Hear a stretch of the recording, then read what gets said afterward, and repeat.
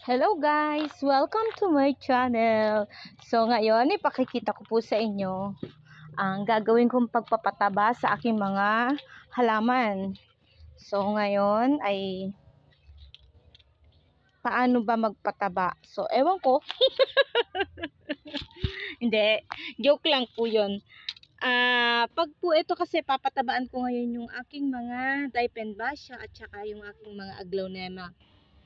So, sa palagay ko po hindi naman po kasi ako isang yung batikang gardener. So, yung sa akin po hula-hula lang naman. Sa pagkakaalam ko po ay pagka mga ganito mga ganyan lang po siguro mga ganyan. Mga ganyan-ganyan lang naman. Hindi naman po pwedeng marami. Ayan. So, para po gumanda ang ating mga halaman, kailangan po nating magpataba. Yan po ang ginagawa ko para po sila ay tumubo ng napakaganda. Ganyan po ako mag-alaga ng mga halaman. Pinapatabaan ko po sila. Hindi naman po marami, unti-unti lang. Kasi baka ma-over sila ng pataba. Sa halip na gumanda, hindi na. So, unti-unti lang naman po. Ayan. Ito po yung mga Dipenbasya ko. Ayan.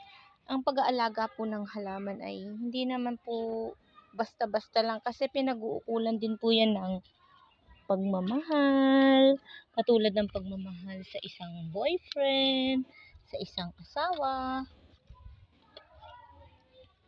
Kailangan po talaga tinitake care mo din sila para maging malusog po sila.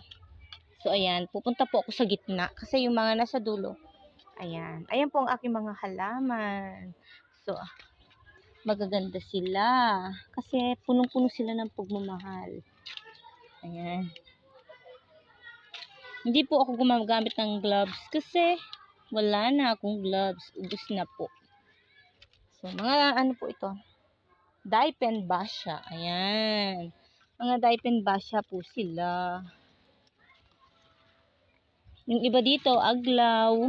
Halo-halo na po kasi almost same naman po yung kanilang mga itsura. Ito po ay hindi ko po alam ang pangalan niya pero ayan.